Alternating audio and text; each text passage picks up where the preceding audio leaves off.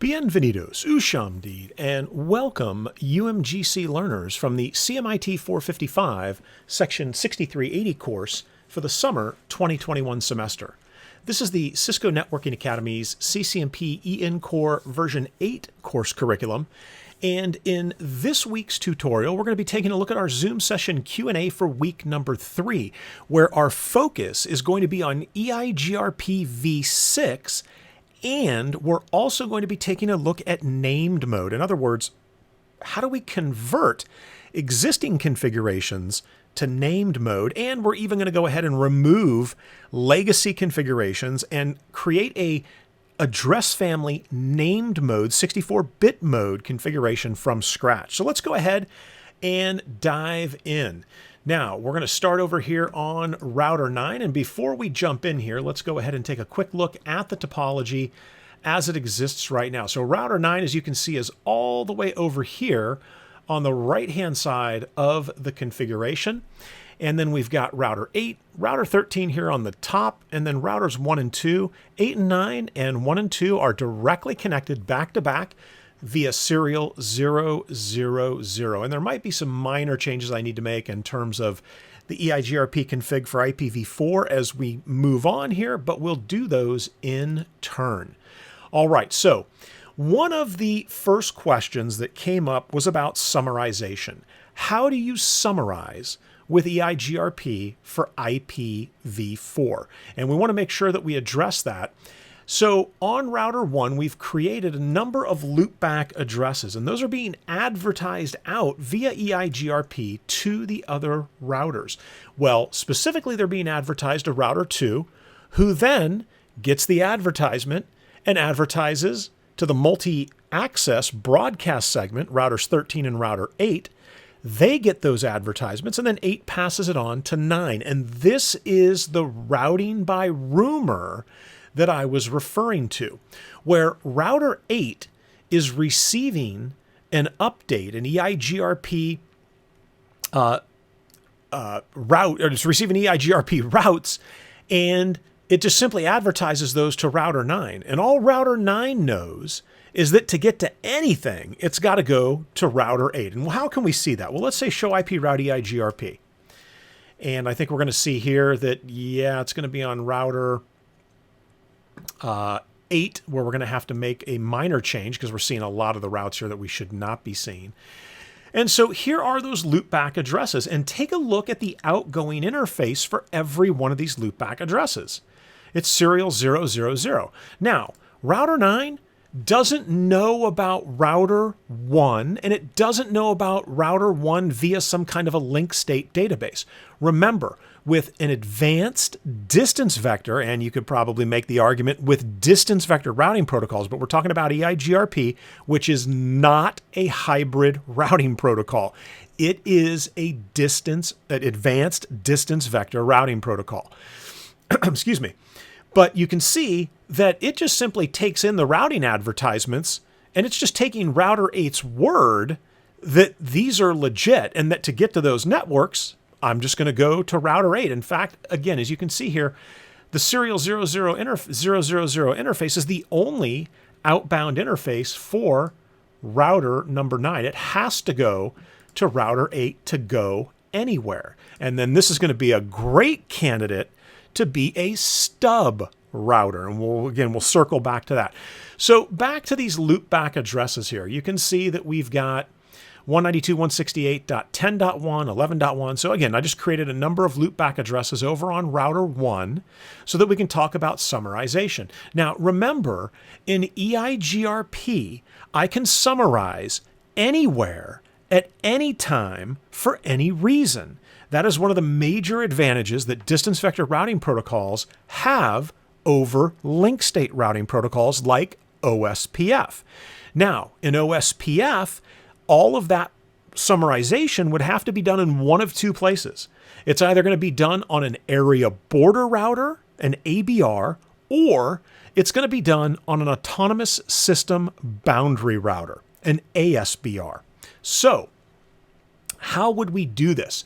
Now, remember, all of those loopback addresses exist over here behind router 1, just kind of simulating that, oh, hey, look, router 1's got all these networks that it can get to that are over here behind router 1 somewhere. We don't know what that looks like. All we know is, from our topology, and we configured, we put these loopback addresses over here, and all router 8 knows is it has to go, router 9 knows is it has to go to router 8 to get there. So now let's talk about the summarization. I could summarize right here on the serial 000 interface for all of those routes.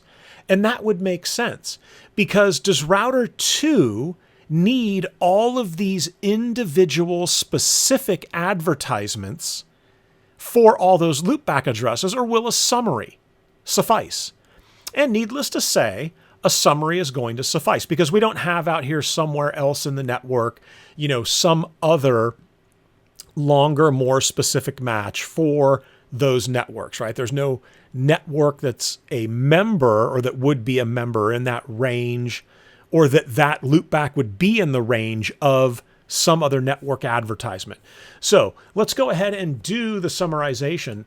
And we've got 192.168.10. Oops, sorry. Gotta get the 8 in here.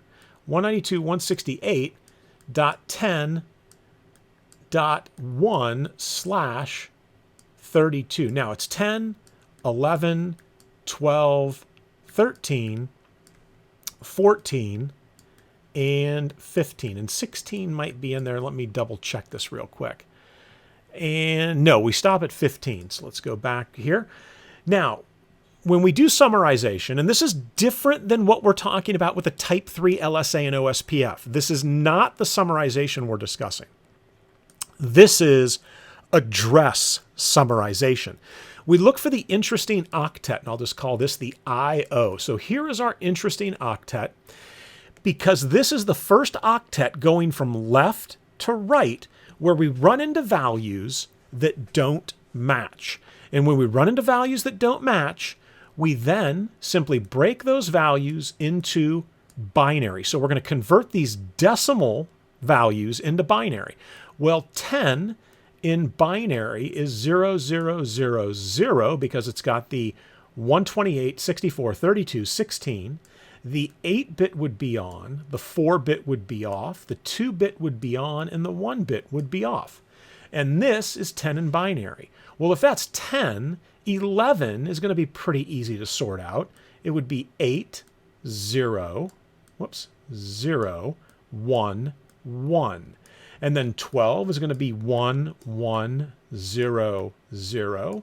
13 would be 8 and 4, not the 2, and the 1. And let me see, 10, 11, 12, 13. And then 14 is going to be 8 and 4 and 2, but the 1 is going to be off. And 15, we should be familiar with if we've done hex, is going to be 1, 1, 1, 1. And so now we take a look at the bits. And remember, all 4 of these, and I just didn't write out the 4 leading bits because we didn't need to manipulate anything, because there is nothing that's going to bring us to a value of 16. So going from left to right, we again begin our search to try to find where the values are no longer the same. And as you can see, it happens right along that bit boundary. And look out, that is not a very straight line, but you get the idea. So the last 3 low order bits here in the 3rd octet, these 3 bits right in here, this is where we finally see that there's no match. You can see here, it's got the 0, 0, and then 1, 1, 1, 1. Now, if these were all 1s, we'd move to the next bit position. But they do all match here, where the lowest value is going to be 8, right? And so if we start at the .10 network and we look at what we've got here, this summary would be 192.168.8.0, slash, and so what's our Cider notation? Well, all 8 of those bits match. All 8 of those bits are going to match on all of our addresses. And now we've got 1, 2, 3, 4, 5 additional address bits in addition to these 16 now match. And so we add those 5 bits in, and we end up with our Cider Notation subnet mask, which is going to be a /21, right? So again, we go from left to right, and right after, or I should say right before we spot that the bits don't match, that's where we're going to draw that line. So this would be my summarization. Now, arguably, just looking at this summary, you can clearly see that there are some networks that are represented by this summary that don't actually exist. And that's okay. So we ended up with our summary here.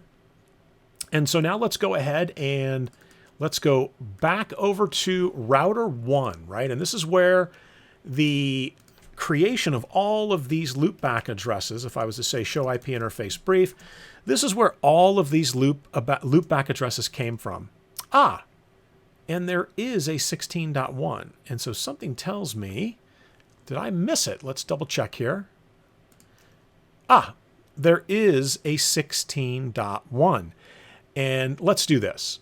I'm just going to go ahead. I'm going to take the easy way out here. Since we've already done the summary, I'm going to say no int loopback 16. There we go. So we've got 10 to 15. Now our summary is correct. In fact, if I come back over here to router 9 and we say show IP route EIGRP, and I come all the way down here to the bottom, you can see that advertisement, we had a query go out saying, hey, where is this? It's gone, right? So it's been removed from the routing table. So now we do actually have 10 through 15, and we have a legitimate summary. So how do you summarize an EIGRP for IPv4? And one of the major benefits is summarization allows EIGRP to scale to just incredible network sizes, right? Because when we summarize things, we're limiting the size and scope of the query domain, because as long as one of the summary members exists, that summary will be, that route that's learned is going to be up, right? You're going to be able to see that route.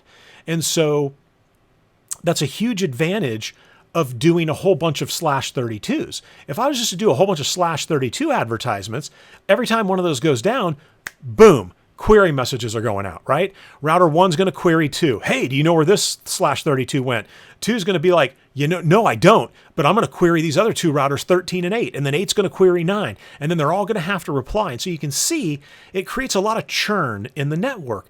And so summarization is going to get rid of that. In fact, let me make sure, let's prove that this is what's happening. So debugging is a great way to see what exactly is going on behind the curtain, like the Wizard of Oz, right? So I'm going to say debug EIGRP packets. We want query packets, and let's go ahead and go terse on that. So we're going to see a lot of information. And so here's router 9. Way out here on the right-hand side of our topology, minding its own business. Let me come over here to router 1, and let's go into interface loopback 13, and we're going to shut that interface down. Now, take a look.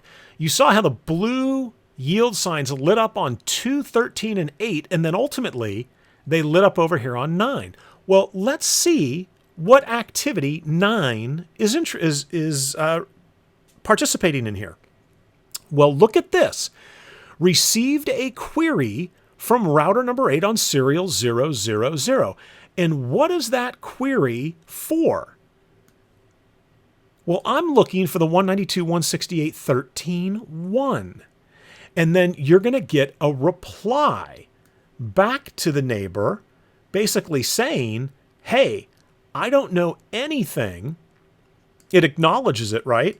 But it's basically going to say, hey, I don't know anything about that route. It queues it up. It's going to send the reply over to router 8 via serial 000. Router 8 is going to acknowledge, hey, thanks, I've got the reply, and we move on with things. But imagine we've only got 5 routers here. Imagine if you had 500 routers trying to deal with all of these query messages. In fact, let me go ahead. Let's scoot this up a little bit here. I'm going to come over back to router 1. We're going to say no shut. We're going to bring that loopback interface back up. Now, take a look at that. We've got this other triangle here. Well, what ended up happening? You can see that we had the previous messages. So here's our new messages. Hey, good news. We've got an update. And what is that update? Well, take a look here. We've got this route, this new route that we're going to be adding in. We send an acknowledgement. We queue the update, right? Sending update on serial 000. And we install in our routing table, show IP route, or let's say show IP EIGRP topo for the 192.168.13.1/32. And take a look at what we've got here. You can see that it gives us all the information about this route in terms of the minimum bandwidth along the path, the delay in microseconds. And from this, we can calculate the composite metric because bandwidth K1, delay K3 are the only two composite metrics, values that are counted, or I should say, that are considered and included in the composite metric calculation by default, right? Now, a quick note, MTU might be shared and communicated and advertised, but to be clear, and this is one of the most hotly debated things with EIGRP, but I can tell you definitively that MTU with EIGRP is not used in any form or fashion in the composite metric calculation. It is not used as some kind of a tiebreaker that happens in some bizarre corner case scenario.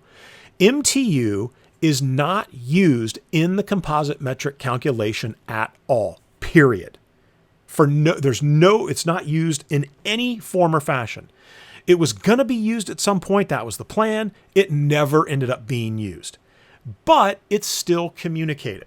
So remember that because this causes a lot of confusion. What is the MTU used for? Well, it's just communicated. That's it, right? All right. So we've seen that, yeah, we're getting some query messages. You see, we get these update messages here when a new old route was added back in that had been lost. We get the update messages. So now let's configure summarization here. Well, how do we do that? Well, summarization is configured on the specific interface out which you want that summarization to go. So let's go ahead and do that right now. So it's interface serial 000. And how do I perform summarization? Well, you simply say IP EIGRP, and actually I believe it's IP summary address, and I'm probably right about that because I seem to always want to say EIGRP first. And of course, IP summary address, EIGRP, the autonomous system number, which is just simply 1 here. Now we get into, and I like how you can do the Cider notation here, right? Well, what was our summary? 192.168.8.0/21. And I love the Cider notation here. I think that this is great that it's added in here because then I don't have to sit here and think, okay, well, the first 5 bits of the third octet, so it's going to be 128 and 192, 224, 240, 248, right? If I go grab those 5 bits. I don't have to worry about that. I can just simply say, boom, /21, hit enter, and you're going to note, there it is, good. You're going to notice we've got this resync. Now, resync is not the neighbor adjacency going down and the neighbor adjacency coming back up, like when I change the EIGRP router ID. That will take the adjacency down and bring it back up. Think of this as a soft reconfiguration. Right? This is something that happens that is non-intrusive. And so if I say do show run interface serial 000, you can see that, take a look at that. iOS was smart enough to say, hey, if they put a /21 in there, let's drop in the dotted decimal notation for them, right? And so here it is. So now I've got this summary address. Let's come all the way back over here to router 9, all the way on the right-hand side, and take a look at what happened here, right? So handling TLV, type length value. These are the triplets that are sent out And EIGRP sends its messages out in type length value couples that reflect the information in the messages that are being exchanged. And so take a look right here, right? That it lists out .10, .11, .12, .13, .14, .15, and you can see that we've got some update messages that are flowing back and forth, and those really aren't the ones we're interested in. So here's what we're interested in. Remember I said it limits the size and scope of the query domain. If I say show IP route EIGRP, and let's do this, begin 192 so I don't end up hitting the spacebar a million times, take a look at that. What do we get? We don't get a 192.168.10, 11, 12, 13, 14, and 15 advertisement. We get the summary advertisement. That's it. Now, here's what's important about that summary advertisement. Let's say well, first let's check. Do I have connectivity? Can I ping 192.168.10.1? Yeah, I can ping 10.1. Can I ping 11? So I'm pinging the member networks that are in this summary range. And as you can see, and let's take our last one, 15, take a look at that. So I've got connectivity to all of those member networks because I have the summary address. So now let's come over here to router 1 and let's see what happens if I get into interface loopback. Let's do 12 this time, and I shut it down. Now watch, you'll notice there's no blue yield sign with an exclamation mark here. I shut down loopback 12, and you can see the interface goes down, and I'm waiting. I'm still waiting here, right? And you can see that I'm just kind of sitting here waiting. What, did anything happen over here? No. Where are the query messages? Oops, sorry. Where are the query messages to router 9 saying, hey, do you know how to get to the 192.168.12? Do you know how to get there? The reason we're not getting query messages here, and the reason that other routers wouldn't receive query messages, is because we have the summary. So where does it stop? So watch what happens here. So remember, router 1 is directly connected to router number 2. So on router number 2, if I say debug EIGRP, packets, query, terse, right? What's going to happen is the query, right? Let's take another network down. If I go into interface loopback 13 and we say shut, you'll notice that 2 lights up here, but 13 and 8 is lit up because it was already lit up from a previous event.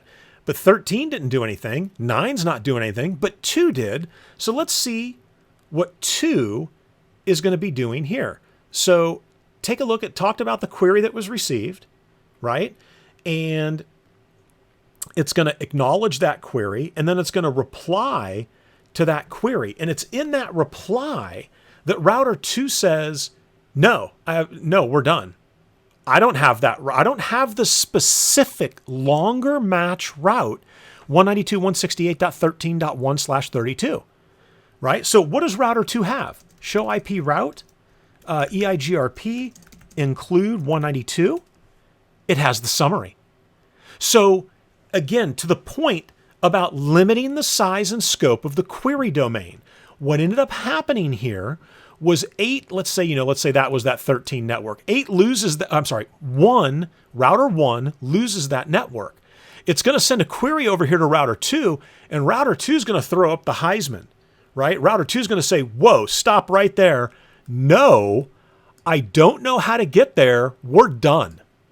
Because I don't have a longer, more specific, I don't have that network that just went down. Now, it's got the summary, but that's okay because the summary is still good because at least one of those networks, member networks in this summary, is up and operational. And this is how you can limit, one way you can limit the size and the scope of the query domain in EIGRP. And it allows you, it is a very powerful tool that allows you with EIGRP to scale your network and to do some amazing things because you're not having queries flying all over the place when networks are going up and down, especially networks that are just simply members of a larger summary network. Now, the one thing I was unhappy about here, and let's take a look at this. I think there is a detail that I might be missing. I want debug EIGRP packets, and I want detail. And it is not on router 2. Can I get terse oh, it's terse detail. There we go. So debug IP packets terse detail query. Now the detail flag here, right? Watch what's going to happen with the detail flag, because we're going to come back over to router 1. And again, remember, we still have do show IP interface brief, a number of IPv4 loopback addresses that are up. So now we're going to go ahead and take down 15, right? So interface loopback 15, and we're going to say shut.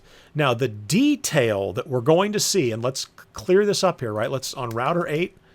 Let me go ahead. You can see we're all green arrows here, and let's do the same thing here on router 8. I'll say debug EIGRP packets, and is terse on the 15.1? Yeah, terse is detail on 15.1. Yeah, so on the 15.1 code, the detail option is not here. So the terse option is, and we'll do queries. And is detail under that? No. So 15.1 code didn't have that detail flag. The detail flag is going to show us the TLV values, those type length values. So, what? And of course, it's got a packet from itself. And you know what this is doing. I'll come back to this, and actually I can't come back to this because yeah, I can't. I got to fix something here. So I'll explain what's going on here, because in the early 15.1 code, if you didn't passive loopback interfaces with EIGRP, it would send hello packets to its own loopback addresses. And I actually talked to Donnie Savage about this at Cisco Live. I remember exactly where it was. It was Cisco Live toward the end in Orlando, which I think almost 20... Whenever, not the last time it was in Orlando, I think, but the time before that. It might have been 2013 even. But anyway, what's happening here is EIGRP is sending hello packets out to the loopback interfaces. And so out its loopback interfaces. And so what we need to do is say router EIGRP1 and passive interface loopback 0, which I think is the only, do show IP interface brief, is the only passive interface. And that should be right. And well, actually, let me do this. I'm going to say passive interface default. We're going to say no passive interface serial 000 and no passive interface fast Ethernet 00.10. And you can see, oh, that's right. We've got debugging on, so everything's going bananas here. But what you're not going to see once this sorts itself out is you're not going to see it saying, oh, I'm ignoring that packet because it's to me. Because, again, I passived the loopback interface. So it's not sending, and you can see, right? You can see right here, it's not do show run section router EIGRP. It's not doing that anymore. Now, on newer versions of Cisco iOS, I think it was anything after 15.1, to be honest with you, you didn't have to passive the loopback interface, and Donnie had mentioned that they fixed that they saw that was happening, and so they went ahead and fixed it. So we've got passive interface default, and we did a no passive on the interfaces that we need to do no passive on. So let's go ahead and say do show EIGRP neighbors. I need to do show IP EIGRP neighbors.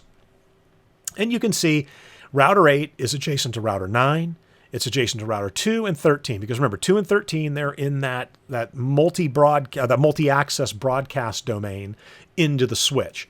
All right, so back over here, again, we're going to have all kinds of stuff now because of what I just did on router 8 to fix that issue, but it does a point worth taking a look at, right?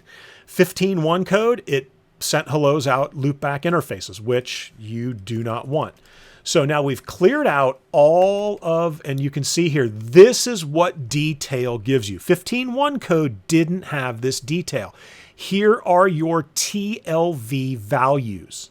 These are the type length values, and you can see it says vector, but these are the type length values that EIGRP is exchanging between the neighbors, right? And I do have a video where I go over a number of the different possibilities you would see with the stub options and things like that in the TLV values. But this is how EIGRP neighbors are communicating things to each other.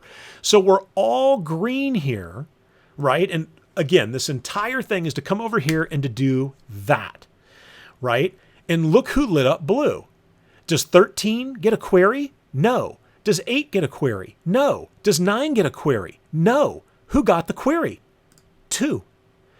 2 gets the query. And so let's roll back here a little bit, because it's in the detail where we see the infinity value. So this is, and so here it is. So router 2 saying, I received a query on serial 000. Who's it coming from? It's coming from router 1. And router 1 is querying, basically telling me, hey, giving me these values for infinity, stating that this network, right, and the value of the network is in here in hexadecimal, right? The 192.168, this is the hexadecimal representation of the network we're looking for. And I'm trying to remember, because again, I think it's C0 and A8 is the 192.168, but it's in here, right? That's where the IP is. And so this is a query from router 1. And router 1's asking router 2, hey, I lost this network. And it says it lost it because it maxes out the delay and the bandwidth values, meaning, hey, I don't know how to get here, right? And we can think of this as poisoning the route, right? Saying, hey, I can no longer get there. Do you know how to get there? So router 2 queues an acknowledgement packet up. It sends the acknowledgement saying, hey, I've received your request, and here is my reply. And you can see in queuing the reply, meaning, hey, getting the reply ready to go, and then sending the reply. And what is the reply? That maximum delay value, meaning, hey, I've got no clue how to get to this network that you're asking me about. At that point, we are done. And the reason router 2 doesn't know about the 192.168.15.1/32 is because all it has received is not that longer, more specific route. It's only received the summary, right? So again, it's super, super important. Because as you come out of CCNA studies, a lot of the conversation is around, oh, the main benefit of summarization is that we have fewer routes in the routing table. Well, no, right? That might be a nice side effect of summarization, but that is not the primary value behind doing summarization in EIGRP. It's about limiting the size and the scope of the query domain. And you just saw that right here. And we dug deep into the details with EIGRP to see how it kind of does that poison reverse, right? Where it's saying, hey, yeah, no, I can't get there. You know, hey, can you get there? Because I've got unreachable. I can't get there. And router 2 comes back and says, nope, I'm unreachable too. Done. Router 13 doesn't get a query, 8 doesn't get a query, 9 doesn't get a query. We're done right at router 2 because it says, nope, don't know how to get there.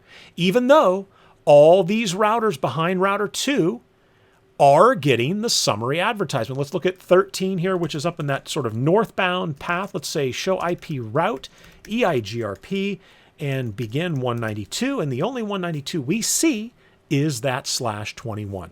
All right, so that was the summarization piece. And again, very, very important because it's a very powerful tool with EIGRP. Now we're going to shift gears and we're going to configure EIGRP for IPv6. Now, all of the IPv6 addressing is already configured. In fact, if we look at do show IPv6 interface brief, you'll see that we also have, and here it does only go to 15. I'm not going to bore you with the summarization details with IPv6 on trying to summarize that or these loopback addresses, but just know that we're going to end up seeing these so that we have something to talk about down the road. And specifically, how would we create a stub network, right?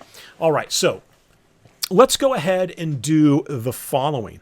If I knew I was going to configure EIGRP for IPv6, I would want to get into router EIGRP1, right? And remember, this is the original IPv4 configuration, because it's here where I want to say EIGRP upgrade CLI, and now I need to put a name. So now we're transitioning the conversation to named mode.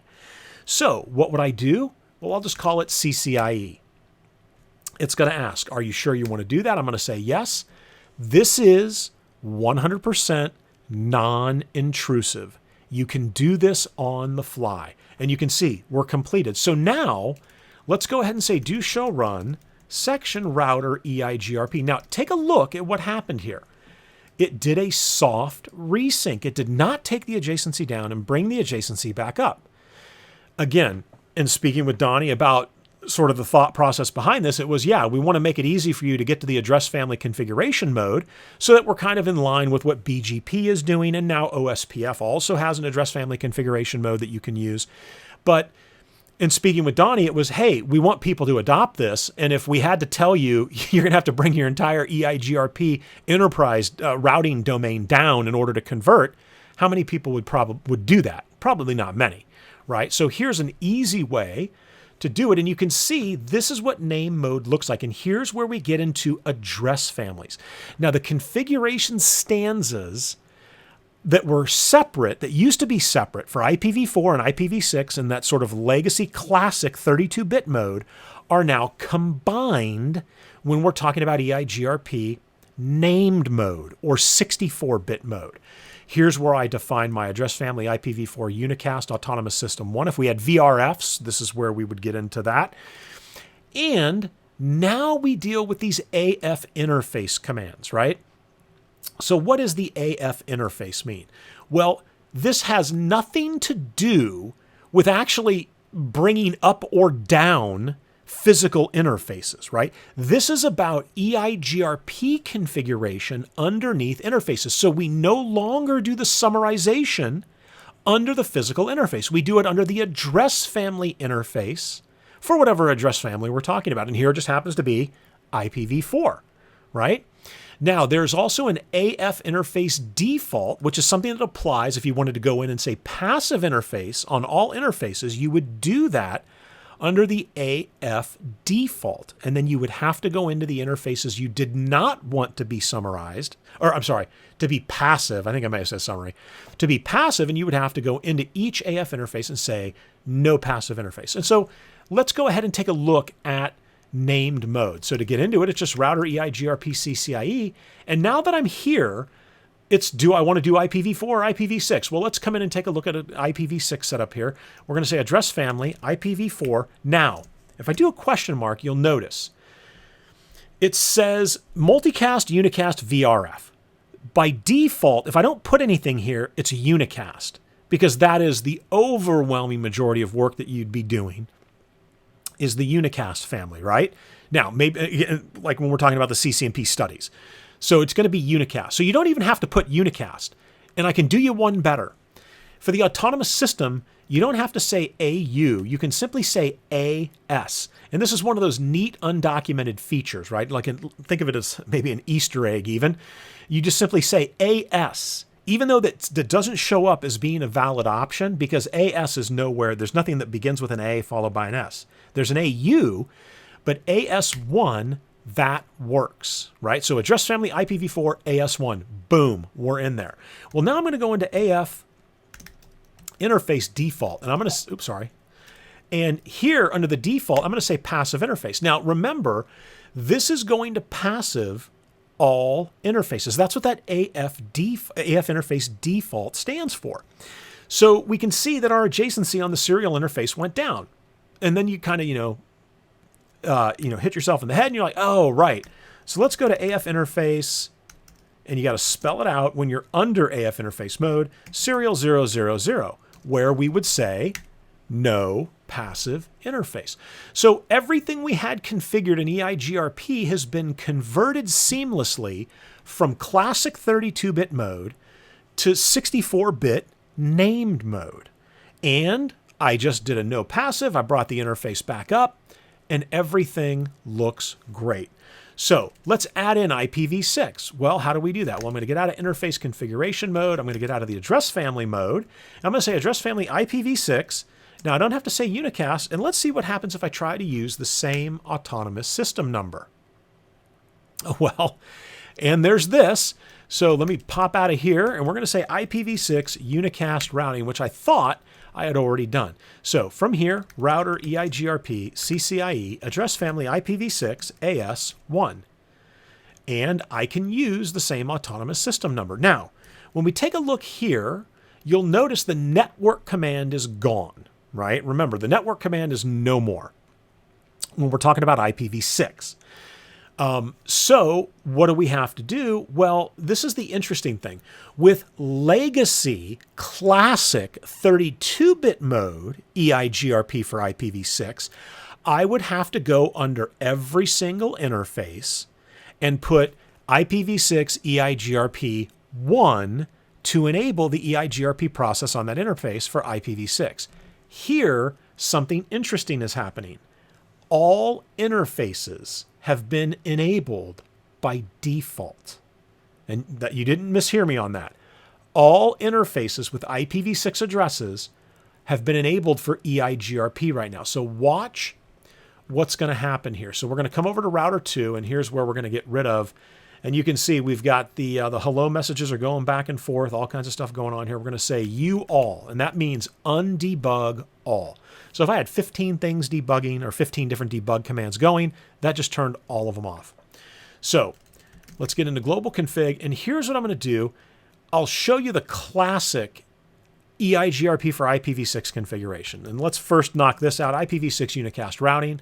And I'm going to say IPv6 router EIGRP1.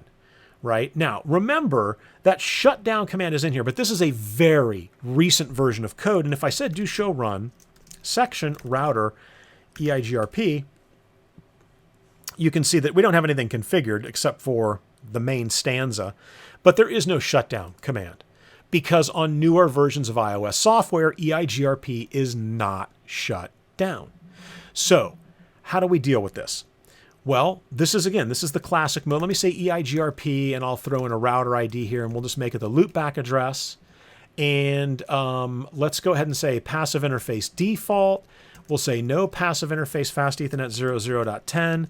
No, oops, sorry. Router 2 should be using that interface. Let's do no passive interface serial 000. And then do show IP interface or IPv6 interface brief. And it should, yeah, and it is up. Oh, it's a gig. I'm sorry. I was thinking of the router 8 and router 9 or 2811s. They're older routers. So passive interface, whoops, sorry. I almost got into trouble there. No passive interface, gigabit Ethernet 00.10. There we go. A little better. All right, so we've done no passive on those interfaces, but I would now, the interfaces on which I want EIGRP to be running, multicast, to try to discover neighbors. I'm going to say interface serial 000, IPv6, EIGRP1, right? And then interface gigabit Ethernet 00.10, and just hit the up arrow twice, IPv6, EIGRP1.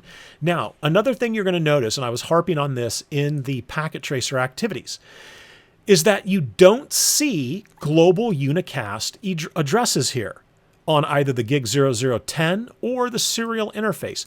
And the reason for this is that EIGRP does not form the adjacency using the global unicast addresses in IPv6. The adjacency is formed using the link local addresses. So we look at this and we see we have link locals here, but yet no adjacency coming up over here. So let's say do show IPv6 interface brief. And let's double check on serial 000. And do we have anything? No. So serial 000 is not configured. But this is going to prove the point I was talking about earlier about EIGRP for IPv6 being enabled on all interfaces by default. In fact, let's say do show IPv6 protocols. And you're actually going to see the new K6 composite metric value, which actually doesn't mean anything. It's off, right? It's 0, so it's not included in the composite metric calculation. And again, in speaking with Donnie Savage, and if you look at the RFC, it talks about they were thinking about maybe using it for how much power or electricity the port is using and energy the port is using, and maybe that would be considered at some point. But I have a feeling that you're never going to see that used. But it's here, right? So they've got this other composite metric value. So when we come down, what are the interfaces on which EIGRP is configured? You can see right here, loopback 0, 10, 11, and 14. And the reason it's 10, 11, and 14 is because 12, 13, and 15 are currently down, right? We shut those down.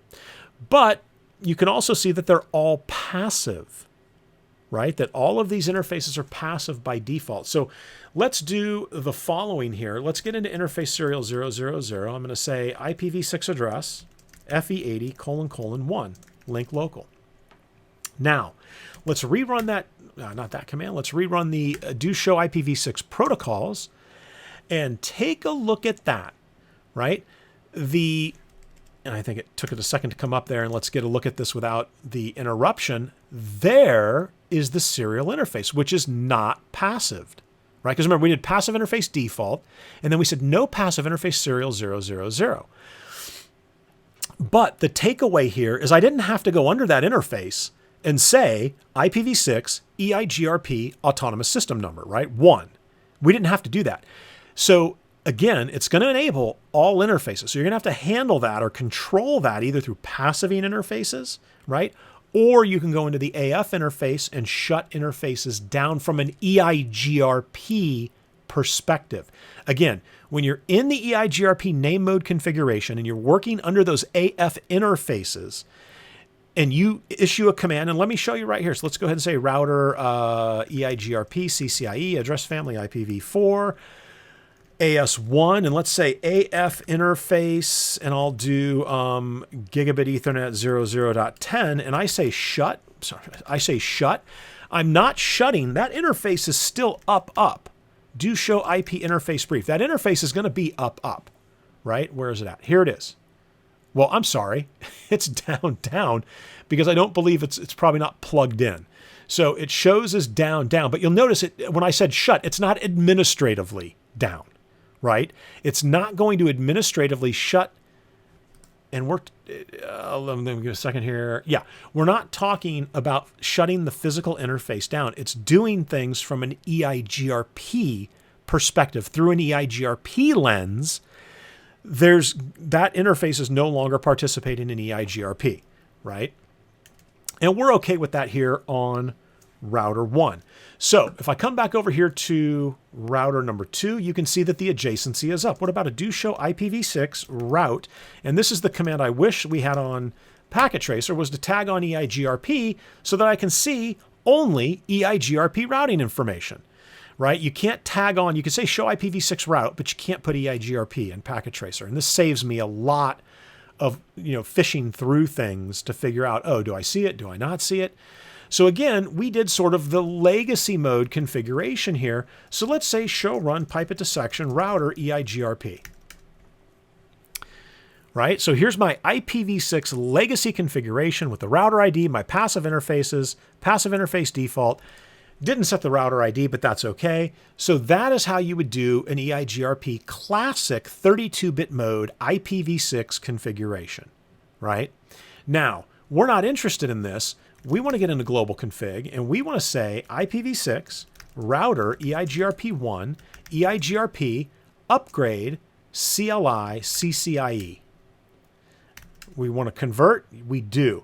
Now, the question becomes, does it convert both the IPv4 EIGRP config and the IPv6, or is it one or the other? Meaning the one we did it under, which was IPv6, is that what ended up getting changed? So let's say do show run section router EIGRP. And as you can see, it left the IPv4 configuration behind. So if you had an IPv6 configuration and an IPv4 configuration, here is what you would need to do. So I'm going to say router EIGRP CCIE. I'm going to say address family IPv4 AS1. Now watch what happens here. Can I say AS1? And the answer is no, right?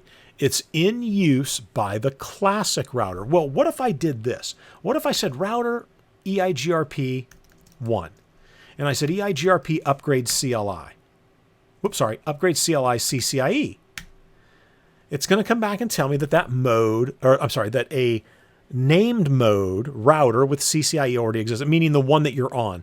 And that value, that CCIE, the name you give it, is locally significant, meaning that it doesn't have to match on other routers. And in fact, we're going to do that right now. So let's do a name mode configuration for IPv6 from scratch on router 13, and you'll see what I'm talking about. So I'm going to say router EIGRP CCIE. I'm sorry, CCNP, right?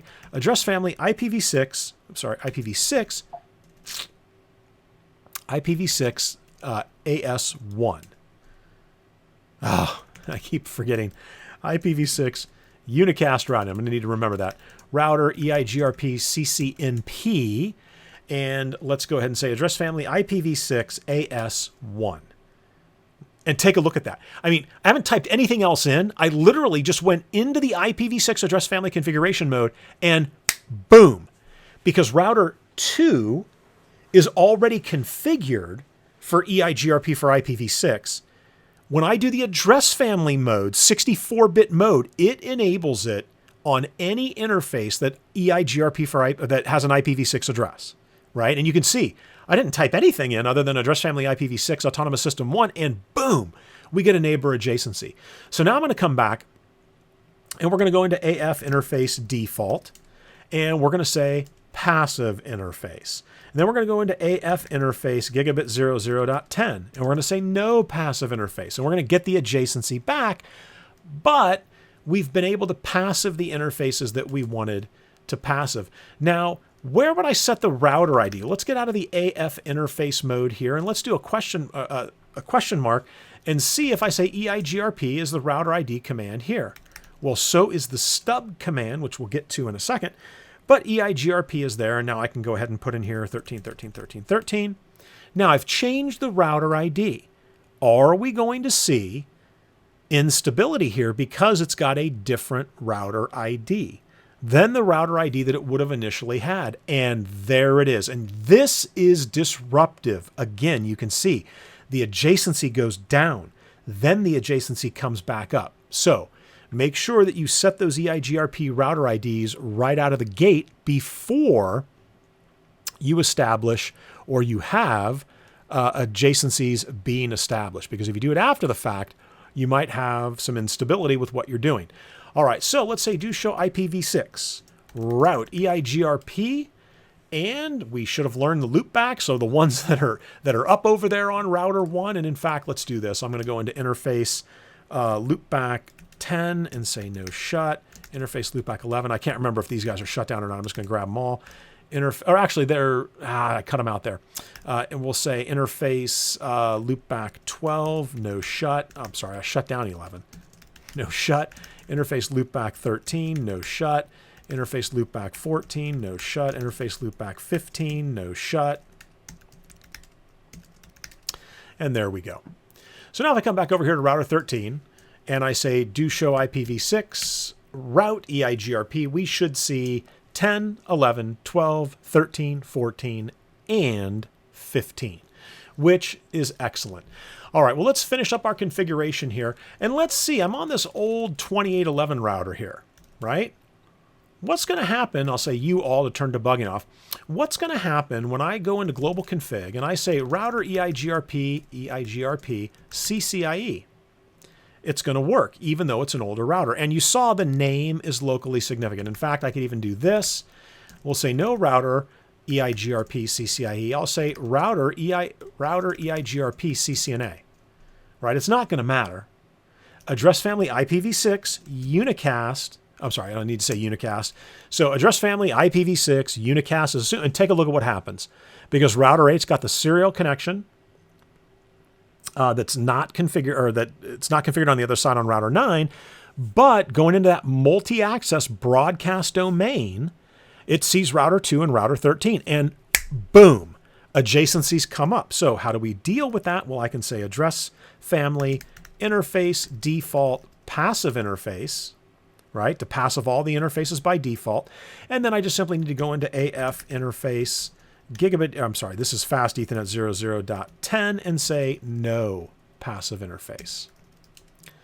And that's going to take care of that. So finally, we're going to come over here to router 9, and then we're going to talk about the stub configuration, something that you do not see defined in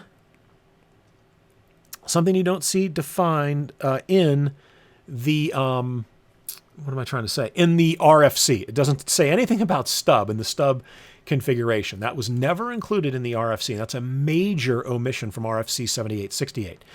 So here we are on router 9, and let's get into global config, and let's wrap things up here with first IPv6 unicast routing, just to be sure. Router, EIGRP, and I'm just going to say, ABCD. Just to prove, again, showing you, hey, look, it can be different everywhere. It doesn't matter. That is locally significant. What does need to match is address family IPv6 AS1. Now, boom, right out of the gate, you can see any interface with an IPv6 address, we're going live. And this is not what we want in terms of this router. In fact, we're going to have to do this. Do you all. I'm going to turn debugging completely off. And we're going to go into AF interface default, and I'm going to say passive, because the only interface, serial 000, that needs to be actively sending EIGRP hello packets is serial 000. And remember, when you're doing all zeros, you can get away with extra zeros for your typos there. And router 9, yeah, that's correct. So let's go ahead. We should see here, let me back up one, and let me say EIGRP router ID is going to be 9999. And we should see, show IPv6 EIGRP neighbor. All right, so we have no neighbor. Let me take a look here. Show run int serial 000. Did we even configure an IPv6 address? And we've got it there. My suspicion then is going to turn over here to router 9. Do show IPv6 interface brief. And that serial interface, yes, it does have.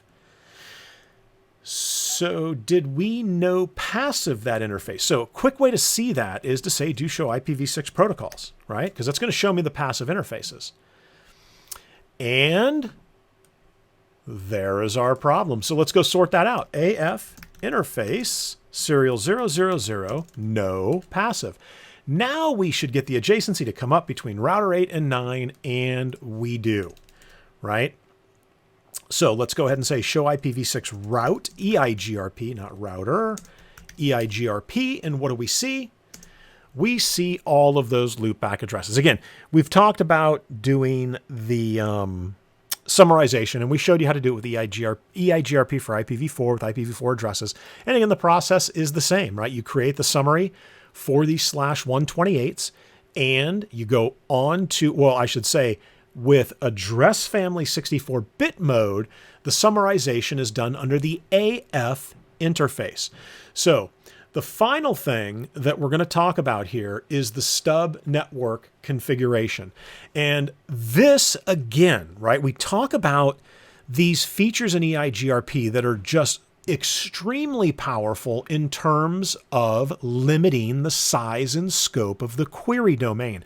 That is the main purpose of a lot of these things, because queries send routes into the active state.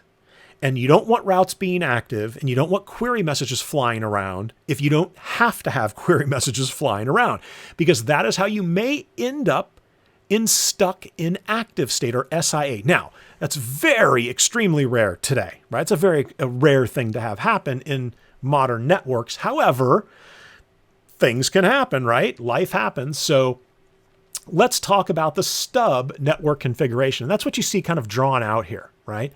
So when we look at this configuration, we look at our architecture here, right? Let's just say that, hey, router 9's in Los Angeles. Router 8 is in Denver, Colorado, right? And they're connected together here over this serial connection. And who knows, maybe it's a T1 that's being provided by Verizon, right? It's a Verizon T1. And this is how they're connected. So my question to you, from Router 9's perspective, are there a whole bunch of EIGRP routes and locations that you can get to over here behind Router 9? Or is Router 9 a dead end? Is it the end of the road? In other words, do we really care if Router 8 sends a query message to Router 9 looking for a route it might have lost? Because the bottom line is that Router 9 would have learned it from Router 8. It's the end of the road. 9 has nowhere else to go look for routes, right? So we don't want that to have happen. And this is your classic stub configuration, right? Think of it as, you can think of this as like, oh, this is my remote office out here in Los Angeles. And in the remote office, nobody really cares. Think of it as like a spoke. And maybe 8 is the hub off of which these other routers are hanging, right? Even though, we've got the switch in here and it's kind of bogus, but stick with me on this. So this is a stub. Maybe it's a remote office. There's nothing behind it. 9's not going to help 8 or 13 or 2 or 1 find alternate pathways to get to routes that may be lost out here, because it has no clue about anything else. It knows about itself and what it's being told from Router 9. This is a candidate for a stub. And again, it's all about limiting the size and scope of the query domain. Now, that said, there are some very intricate scenarios where a query will be sent over to Router 9. However, with what we're going to be doing here, that is something that we should not see. So, how do we make Router 9 a stub? Well, first thing is we get back into the CLI, and the stub configuration is not done like, and you think of hub spoke, right?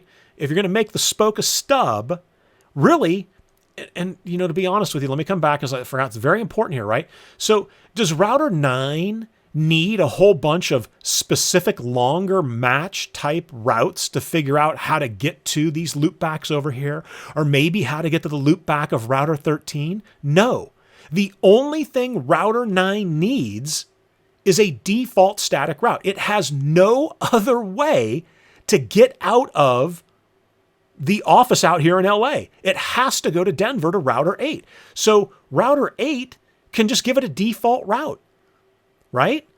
And that's exactly what we want. So we're going to do that as well. So again, I wanted to touch on that because that is, again, another important consideration here from a architectural perspective. When you're architecting things, it's like, hey, if 9 doesn't need longer, more specific routes because it's not making decisions as to which path is the best because it only has one, then give it a default static. And again, here, so take a look right here, right?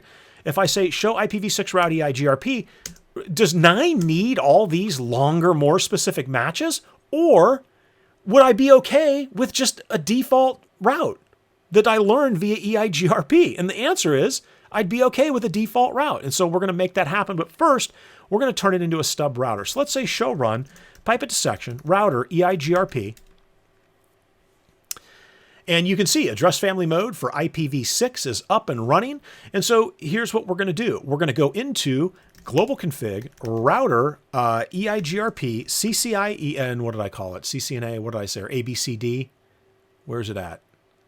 ABCD. Or ABCD. There we go. All right. And so here, how do we make it a stub? Well, remember I said EIGRP, oops, sorry.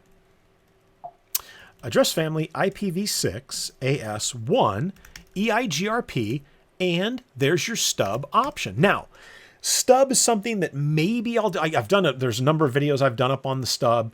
But basically what I'm doing is I'm just saying, hey, the stub router, because I don't have a whole bunch of routes to advertise to you. So it's going to be summaries and directly connected by default. And if you do this in a live network, it will take down the adjacency with the router to which your stub is connected, as you just saw right there, right?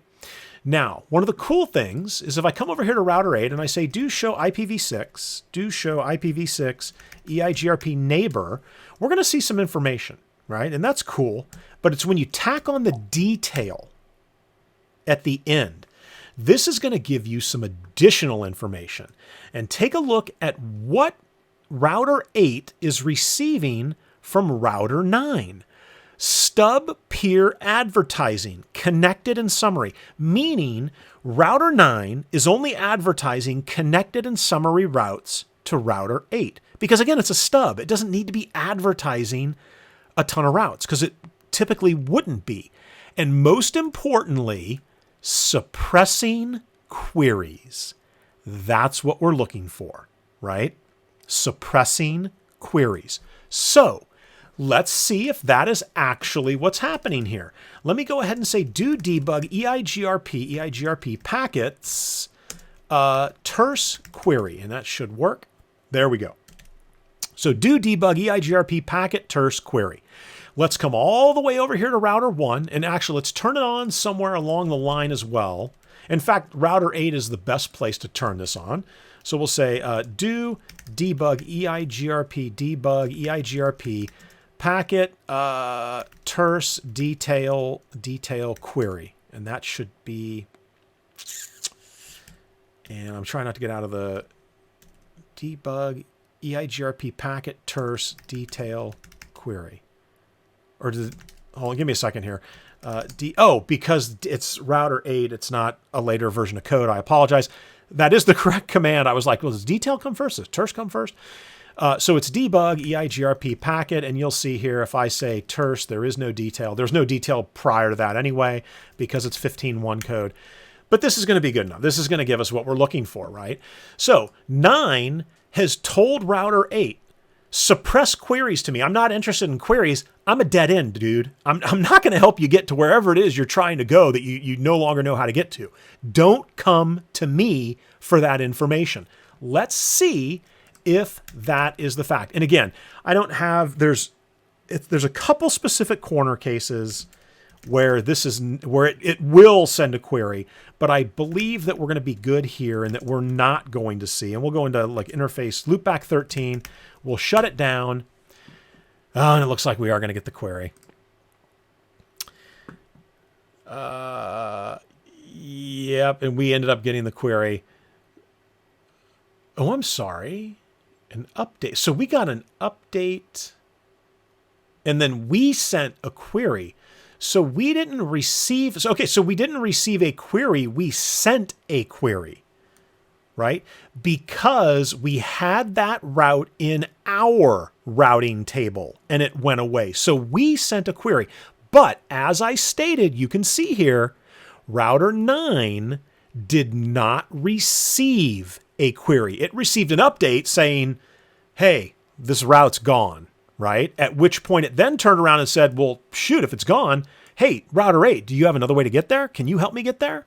That was the query. Right, from 9, but there was no query from 8, right? And that was the key because it's suppressing queries.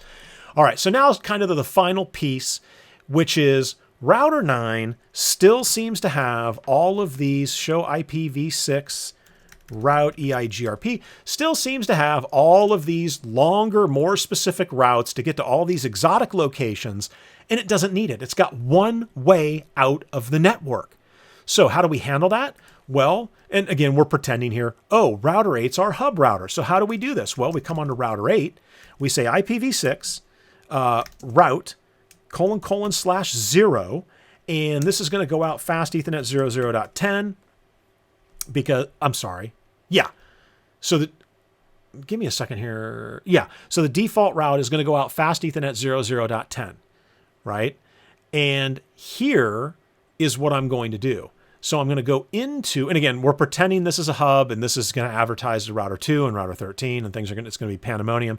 But for right now, we're just going to assume 8 is all by itself as the hub and 9 is a spoke. Here's how you do it. You create the default static and then you go into router EIGRP, what did I say here? CCNA? Do show run. Sorry, this is why you don't do what I did, which is change the name on every router. Do show run section router EIGRP. And what did we call it? Okay, we did call it CCNA. All right, so from here, right, how would I do a redistribution? So address family IPv6, AS1, and let's do a question mark. Is the redistribute command here? It is not. So this is going to take us to the topology base. Whoops, to the topology base where there's a whole bunch of stuff you're going to be interested in here, right? Variance command to do unequal cost load balancing. Redistribution command, maximum paths, which by default I believe is 4. Distribute lists, if I'm trying to do some layer 3 traffic engineering and filtering of routes, which again, you can do anywhere at any time for any reason in EIGRP. Or you can change the administrative distance here in topology base. So we are interested in redistribute static. Now, if I wanted to do a route map to really lock it down so that it's only the default route, I could do a prefix list and then tie that in with a route map.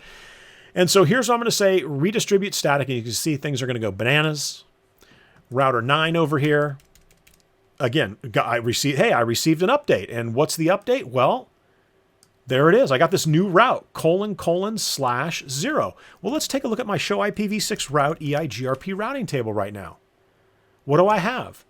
Well, I've got the default route. However, I still have all of these longer, more specific routes. And so this is where you would want to do some kind of a distribute list or a route map or a prefix list to get rid of all this longer, more specific routing information so that router 9 is truly only seeing that default route. Because really, at the end of the day, all router 9 needs is that default route. All right. So I think we've been going for a while here. And so that is actually going to wrap it up, right? So I'm going to stop it right there, and I'm going to come back probably to that stub configuration. I'll give you a distribute list example where I create a distribute list and we'll filter some things out. And then I still feel like we've got a little bit of work to do there with that redistribute static with the default route that is going into router 9. All right, well, that's going to do it for our Week 3 Zoom session Q&A, where we went over EIGRP for v6. We did IPv4 summarization with EIGRP, and we spent some time on named mode and took a look at how named mode is a little bit different from some of the other modes you might, the classic mode that you might be a little bit more familiar with. All right, guys, thanks so much for watching. Have a great week, and I will see you in the next video.